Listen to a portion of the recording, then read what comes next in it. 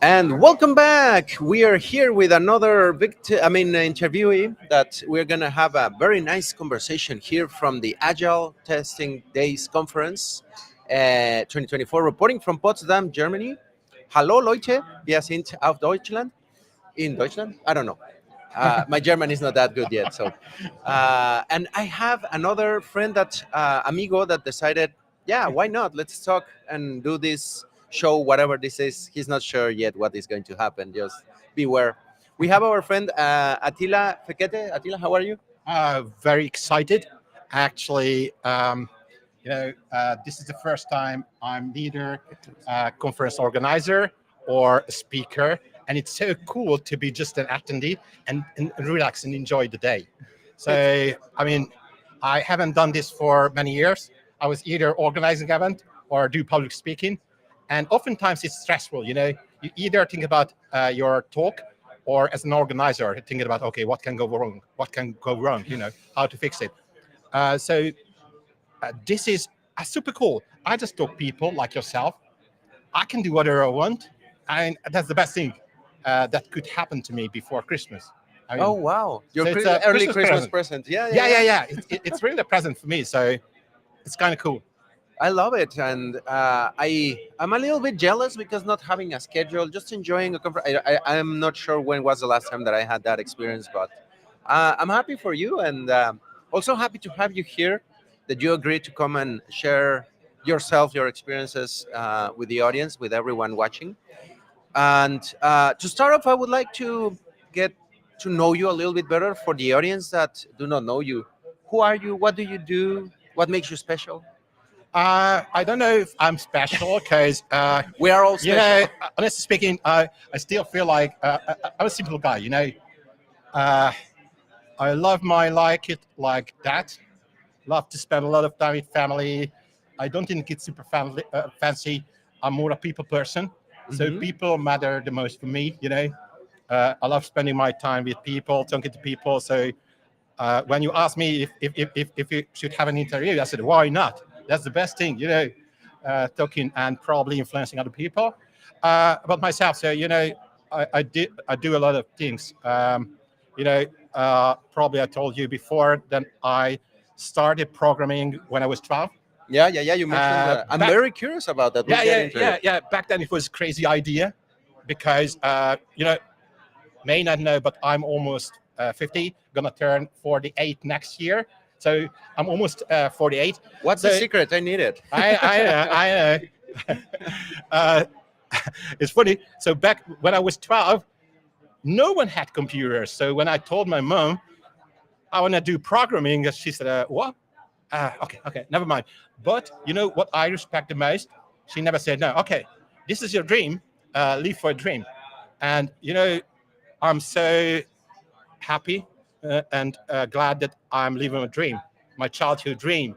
I mean, I recommending people don't give up your dream because I had a dream back then. I was 12. I want to be a software engineer, and I'm doing this ever since I was 12. So I'm very curious about that. How did that happen? Like at that young age, what? How was that being a software engineer got in your mind? That's very young age where we're thinking, yeah, I'm gonna be a cowboy or a fireman. No, I'm gonna be a software engineer. Where did that come from? actually, it was like back then. We were still in the Eastern Bloc. And we were watching what people do in the Wait, for in the audience that do not know, where are you from? Hungary. Okay, that's So why the Eastern Bloc. we were thinking about what the other folks doing uh, on the other side of the border. And we saw there are computers. I have a friend of mine, Yanni, who's working for a large company, still a software engineer. We were wondering, okay, let's do computer programming. It's so miraculous. It's like magic. We should do that because when you're young, you just fell in love with stuff makes you feel, oh, that's super cool. So we both our computers, or actually mine was bought by my mother. And I remember first time we had no clue about programming. What we did, we started to type commands, sentences in Hungarian. Do this. Syntax error. What's that? Were you typing on the command line? Yeah, yeah, Oh, yeah, cool. yeah. It was funny because we typed in "do this" in Hungarian, and the computer responded syntax error. And we at that time we were not learning English but Russian, so we said, syntax error. What the hell is that? Uh, so what we have decided, let's sign up for computer programming trainings, and we found a nearby school. We started to learn programming, and I started as an assembly programmer. Actually, don't ask me why. So, Uh, how old were you when you started programming actually on these trainings and the courses that you were 12, 12, still? 12, 13. We immediately decided, okay, let's do this shit. We won't wait. We need a trainer who trains us how to do it, because we realized that computers doesn't understand Hungarian sentences. So So, what language did you started programming on? first basic and assembly. Cool. Assembly. Yeah, yeah, Oh, yeah. And wow. actually, my first job was assembly programming, because originally I was a programmer, and this is another story. I never wanted to be a software tester. So just for the record, I always wanted to be a developer, because that's the cool thing. I had no clue what software testing is, and I remember the day.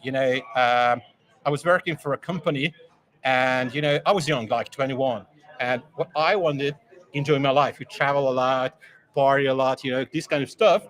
And I went to one of my bosses, a Scandinavian guy, and told him, what, we do whatever you want, just get us abroad. And the guy said, what about test automation in Helsinki? What? Never mind. We do that. Whatever it is. Helsinki, yes, there, yeah, we're there. Yeah, yeah, yeah. I that- want to travel half year. Good, good. And I fell in love immediately, and ever since then, I never changed my mind. So it was an accident, but a good one. I think almost all testers that I know, like 90 something percent, they are they were just passing by, or someone told them like, "Hey, there's this testing automation thing. Do you wanna?" What? Okay, myself included as well.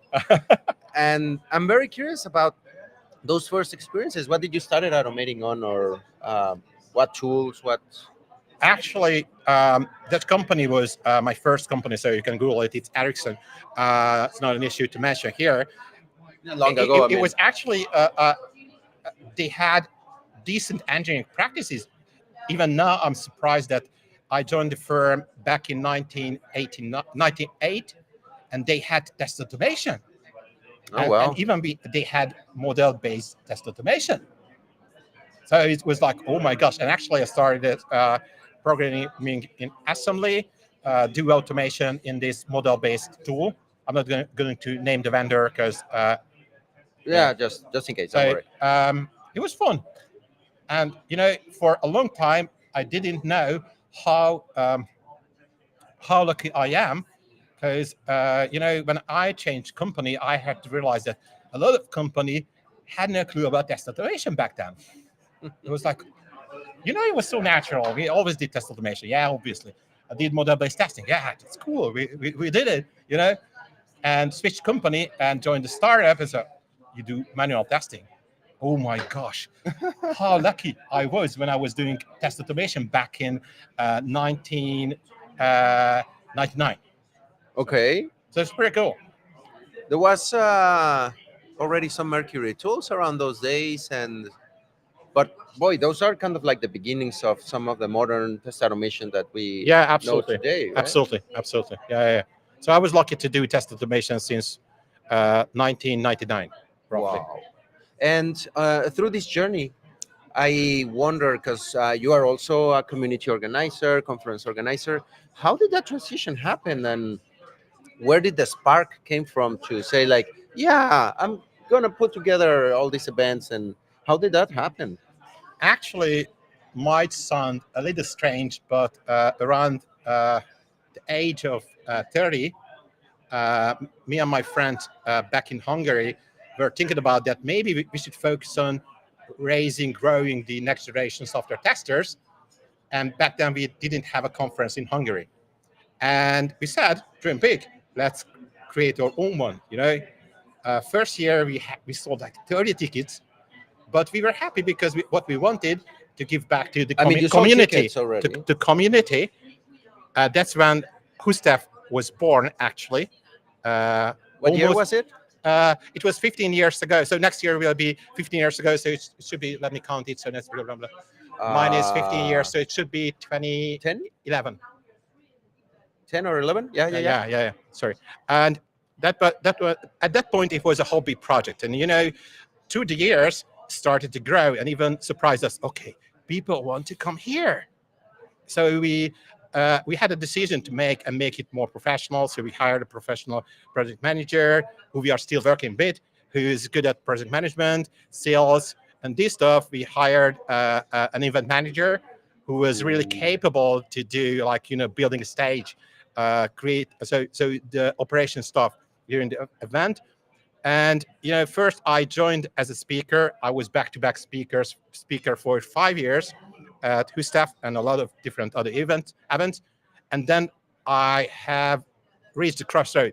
I had to decide: either I do two things like public speaking and organizing Hustaf on an average level, or I pick one. And I picked organizing the event. And ever since then, I'm working on creating an even better event, marketing, building the brand. And from this year, I'm the program chair. So actually, it's more exciting. And we are thinking about to take it to the next level, because from this internal conference, it became an international event. Because last year, or actually it's this year, we had almost 50-50 local and international attendees.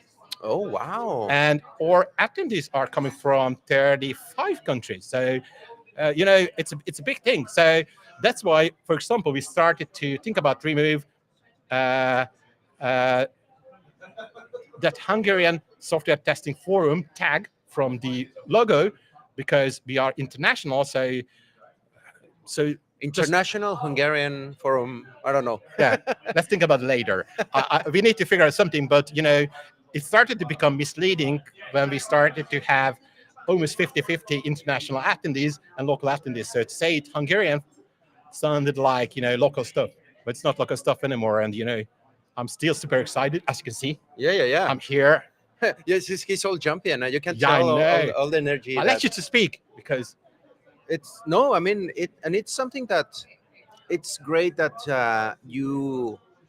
It sounds like you started this journey as a hobby. Let's see what happens, and definitely you can tell it grew, and it feels like it's a thing alive on its own that already has grown legs and is moving internationally, which is quite impressive. And I love it, and I sadly haven't been.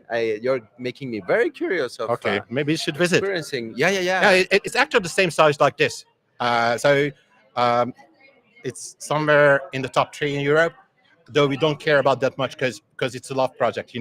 We do it for fun, because we love it, because we love the vision to grow the next generation software testers, and it makes us feel proud.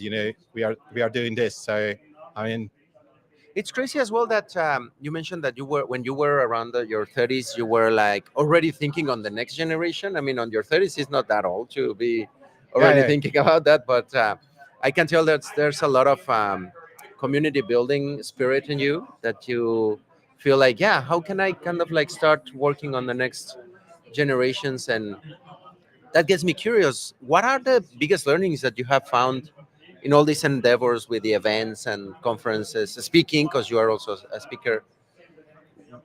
You had to give up one or several and focus on one.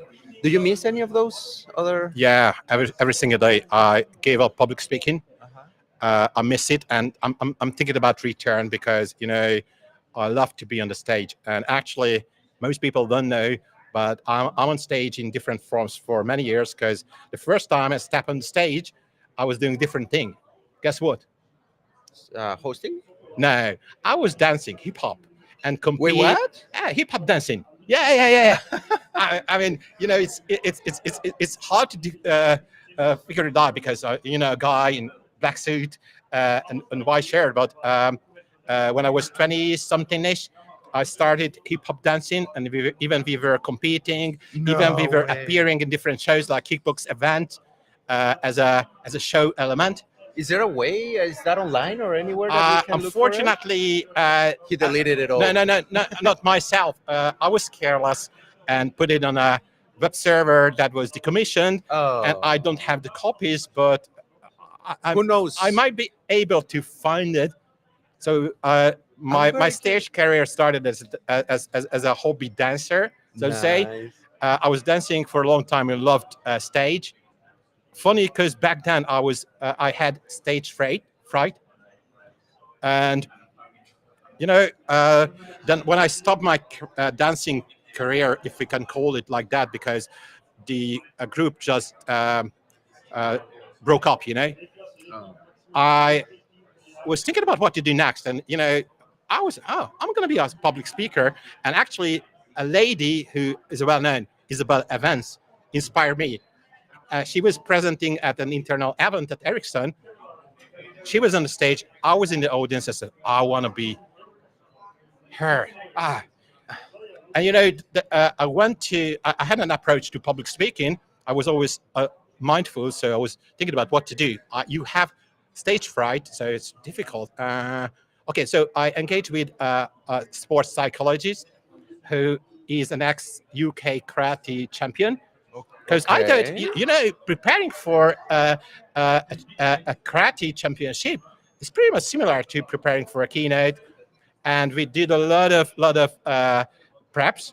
What karate fighters do pre-event or preparing for a championship, and it helped a lot because I was quite successful at my first conference ever in Switzerland, because I was right that it's mostly about mental preparations and readiness. Mhm. So public speaking, most people are thinking about, okay, it's about knowing this stuff, and no, being mentally ready to present. That's the most important. And we did a lot of trainings, a workshop together with the psychologist, an ex-karate champion, and he told me, okay, this is how I prepared for uh, defending my championship title. I said, probably similar to be on stage. I said, yes, it's very similar. So It's a crazy mix of skills and the karate perspective and the dancing perspective. Have you ever pulled everything together in a present? I have a what do you feeling. mean, karate, Have you dancing? done dancing in the stage or something No, creative like that? never tried, never tried. Maybe today during the musical. I'm, though I'm I pulling, can't, pushing some I ideas. can't sing, or just in the bathroom. I save it for the bathroom to sing a little bit in the morning. I like it, but most people. The rest may not enjoy it as much. I'm not saying. I'm just. Yeah. But that would be interesting because you're making me think like with all those different experiences and how you learn how to get on a stage and that you miss it. Probably you may have put together some of those recommendations, but in terms of that learning that you had to do to get the courage and it's funny for me that you were dancing already and you needed courage to be on stage, but Yeah, I mean, it's a process because originally I'm an introvert. it's You won't tell it, but I'm an introvert. And when I was at college, this whole thing changed. I started to talk to people, started to party, and now I have like on LinkedIn like almost. I think I almost reached 17,000 followers. wow. So it's a different Attila. And when I was dancing, I was still learning how to be confident. And it's a process. I was traveling a lot, lived abroad, so I learned how to restart life from scratch, how to bounce back. And as you learn how to bounce back, you become more confident, and this Mhm. helps you to be better on stage. So it was a long process, I think. So it's natural, but I have to tell you one thing: these things, what I have ever done, are very similar because I love. It's all about creativity. When you are dancing and creating, get involved in creating the choreography, you create something. When you're a speaker, you're designing your slides and content. It's creative. When you create an event, like I do, Yeah. and even I was at point, you know, creating Christmas decoration. I loved it. Sit down and create Christmas decoration for fun.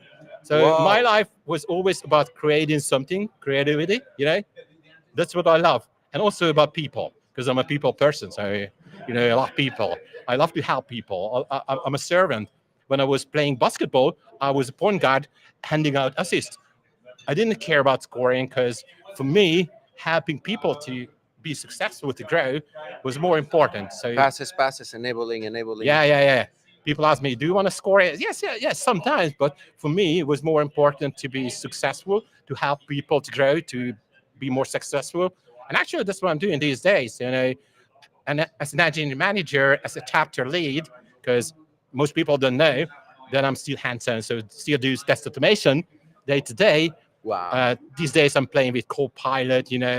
I'm not want to play with Playwright, new stuff, because I want to be still hands-on. Yeah. And speaking of enabling and passing to other team members and enabling the basketball, someone else to score.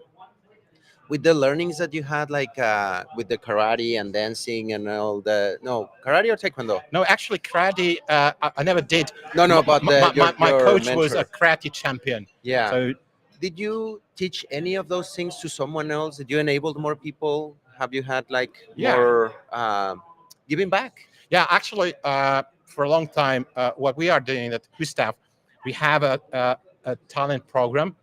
So we try to offer opportunity for less experienced people, but offer support. So I was doing presentation skills training for quite a lot of people each and every year, one or two person actually. Ah, So not more because organizing event and takes a lot of time and effort.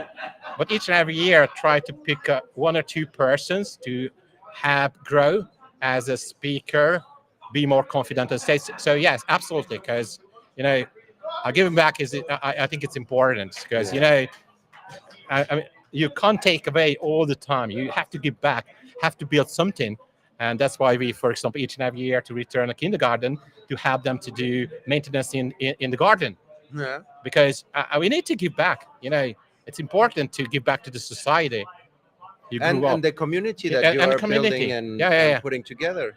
And in those lines, I know that nowadays you are more on the organizing side and doing this type of activities. Which one is the most fulfilling for you out of this new? Because you cannot present, you are kind of like taking this new role. Um, what is the most fulfilling that you do nowadays in terms of the activities around organizing, and what do you like the most? Uh, the whole process. The best part, Really? I have to tell you, the best part is basically when the conference opens the door. Because that when you see smiling faces, that's the best thing. You see, satisfied speakers. When you hear the chatter on the internet or in person, I mean, I'm not doing this for money. Most people don't know, so I'm not doing this for a living, and that's the best thing. The positive feedback, the positivity. Or for example, this day I walked around, and so many people came to me and hugged me. Hey, Attila. So I mean, basically, that's my salary, so to say. You're paid in hugs. Yeah. I love Cool. it and smile. So I mean, that's the best thing. So I'm not a money person. I just need enough to make my living, But I love people, and that's the best thing I can do. When you see smiling faces, or I had a guy who I helped to become a better speaker, and even the guy wrote an article and thanked Oh, me. And it's so cool. I mean, that's the best thing. do you get shivers and things like Yeah, that yeah, when that yeah, yeah. happens? I mean, I still can't believe. So even today, yesterday we went out for dinner, not the speakers, but uh, the other The one. local dinner, yeah, yeah. And it was so weird to get introduced. And now this is Attila, who is the program chair of Gustav, and like someone famous. Still, I'm just, I'm still feeling like my young myself, the 12 years old child who just doesn't understand why people are doing this. I mean, come on. I'm just an everyday person. As you can see, we had a chat, and I'm still super cool, approachable. Yeah, yeah, Some yeah. people just ask me that I can talk to you. Why not? I mean, you can come to me. I'm an everyday person. It's Uh, crazy because you already reached this level where they're like 15, 17,000 followers, LinkedIn, all that. But at the same time, you're just a friendly, approachable guy that is walking around. And it's something that I find really cool here in these yeah, conferences yeah, yeah. because you never know when that silly person walking around is the organizer or is a presenter or is like a super famous, I don't know, podcaster, YouTuber, or I have even seen like movie stars at some conferences, Really? and it's like, oh wow, and that I think it's another cool element of these events that you can come and meet the people, talk to the people, touch them in person, and like, You can hey, I touch me. can hold. It's real. Oh my I'm real. god, and he works out. No, no kidding. And Yeah, we can talk about that one as well. yeah, that sounds like he's into also some sports stuff. But Yeah, yeah, a lot. Actually, I don't use car. That's my hobby. So I usually take bike each and every day to work, even in the cold. oh, Yeah, oh wow, that's something that I wish more people would do. And yeah, yeah, you could do kind of like a presentation around that for yeah. Yeah, I will. if I you want will. to come back to Yeah, I'm gonna be speaking. these. A lot of people ask me if I'm gonna take part in the lightning talk session today or I don't know tomorrow.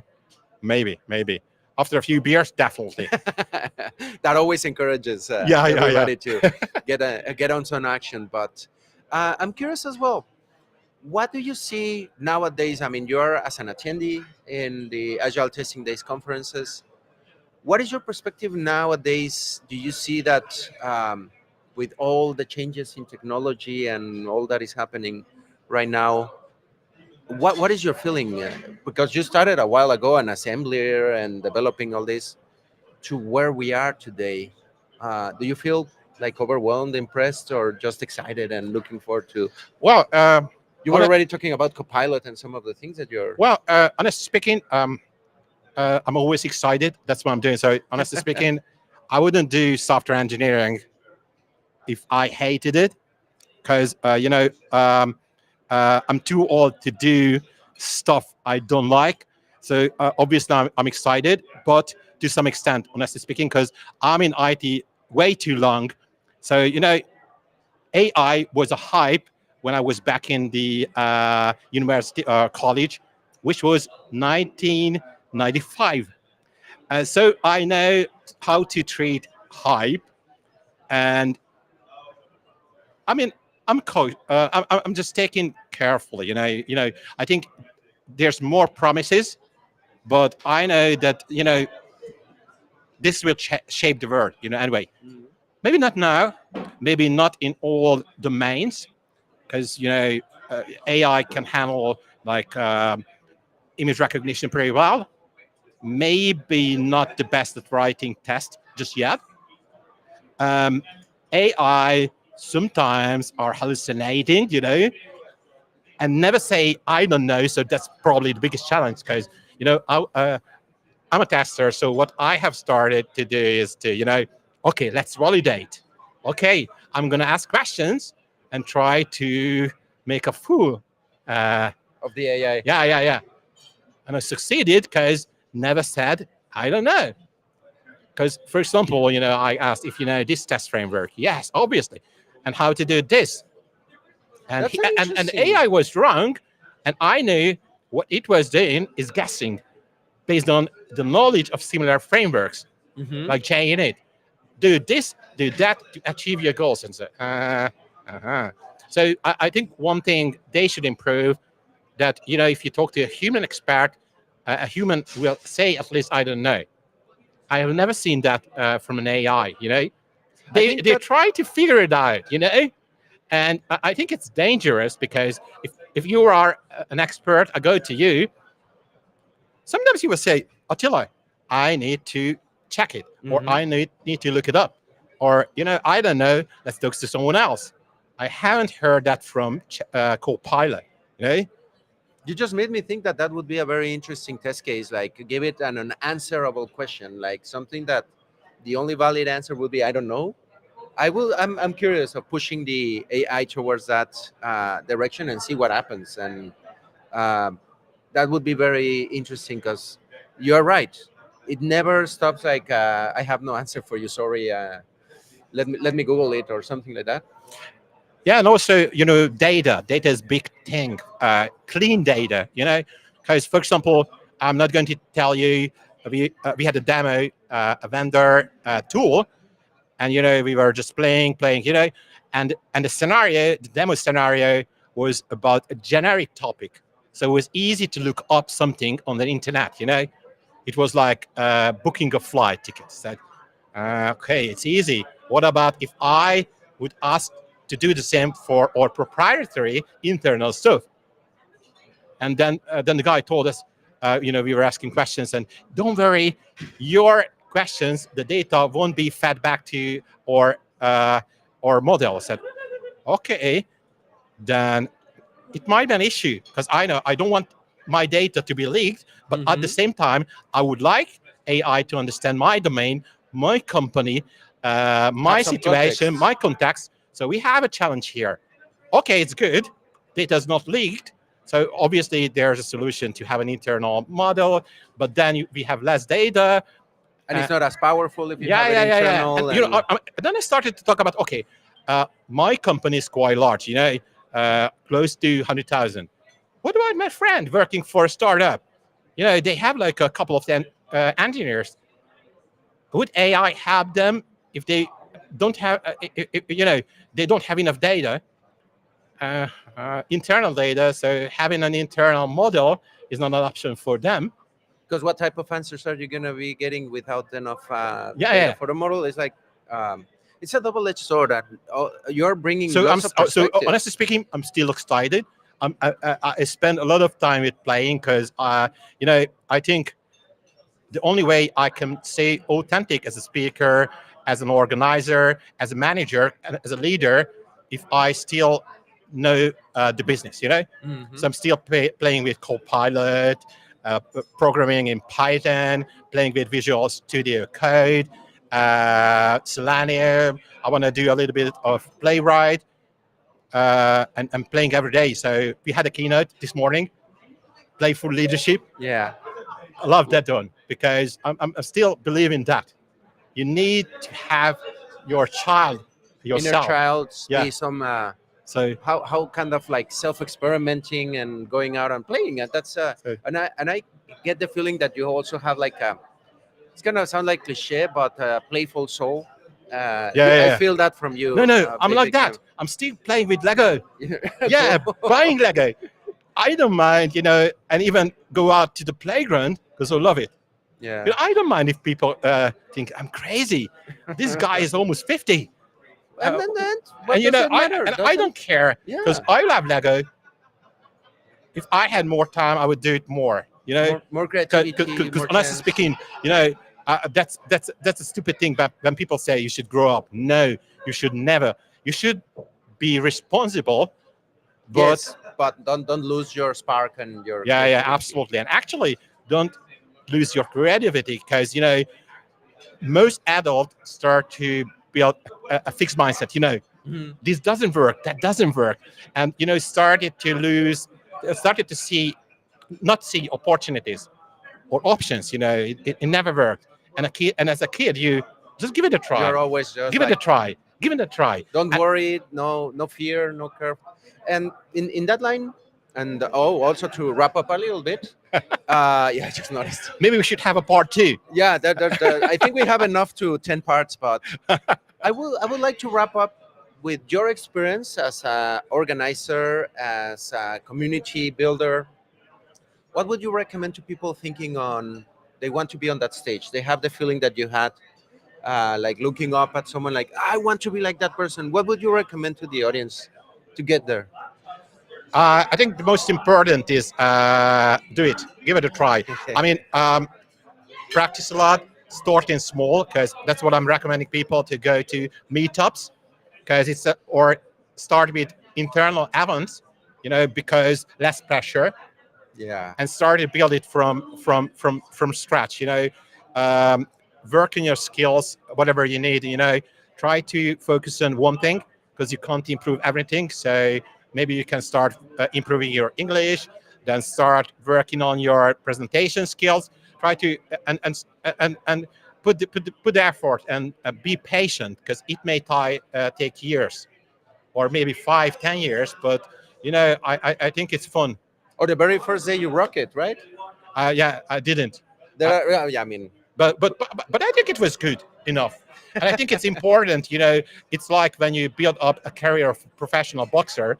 First, you start with little. easier opponents, so it's important, and look for a mentor, because I think that's important. And you need to understand that just like I did. First, I talked to a psychologist because Oh, public speaking is not about technology. It's all about preparations, being ready, being capable to bounce back. Because if you do public speaking, at one point maybe you will fail. I did it. yeah. I had a crappy talk at one conference, and bouncing back. That's why it was so good to learn from a karate champion. Because my coach told me, the best thing, what's the best approach after a failure? Go back to the ring immediately, because the longer you are with this bad feeling that you made a mistake, you messed it up, that's the worst thing. So I mean, You need to work it and go back and go reverse back it. and build back your confidence, because Nice. that's part of the business. So it's a long process, but very joyful. And I think so. I would just recommend you to do it. That's I a very love good. every moment of it. I miss it. That's why I'm planning my return to stage, probably next year. Beware and stay tuned. Now, that's an awesome So stay recommendation. tuned. Stay Yeah, tuned. keep the courage, keep crawling back upstage, and stay tuned because I have a feeling soon we're going to see him on the stage. Attila, now for the people that want to follow up with you and to know when are you going to be on stage this again and what you do, where can people follow up or reach out to you? I think the best platform currently is LinkedIn, and we're gonna It's share here. share it with you. And I'm real approachable, so most people who knows me knows that I'm gonna respond on messages and talk people. And even if you have need help, I'm gonna help, because I was never lazy to help people. So just feel free to ping me, feel free to connect me. I'm not going to turn down anyone. And if I have a little time, even we can talk. Yeah. Thank you very much, Attila. This has been a pleasure. Please reach out to him, send a note, a message. I can attest to that. He replies. He's very friendly and very approachable. Yeah, I'm here. And he's here and will be in person. Reach out to him, and probably you'll meet him at HOSTEF, at your conference, or many other Or all conferences. around Europe. We never know. I'm gonna show up at different spots, You and may. maybe on your show again. Yeah, yeah. I have a feeling we'll Invite me back. follow up. Invite me Yeah, yeah, back. yeah. And beware, because if you say his name 3 times, he might pop up or something. No, I'm kidding. But Attila, thank you very much for this opportunity and these wise words and all your adventure and experience. It has been a pleasure. It's a pleasure as Thank well. you. Thank Thank you you. very much. And there you have it. Another awesome, I was going to say presenter, organizer, tester, and many hats, many sombreros that this friend has. And well, this is the type of adventures that you will get at these conferences, at these events. And we are going to have more. So stay tuned because this is just starting. These are just the first interviews and talks with awesome presenters, organizers, human beings that we have in these Agile Testing Days 2024, reporting from Potsdam, Germany. So we're coming back in a few with another awesome presenter, awesome people. Stay tuned. And for now, Leandro out and Attila out. Thank Adios. you. How Bye do you bye. say goodbye in Hungarian? Viszlát, sziasztok. Okay. I won't try to repeat that, but adios. Oops.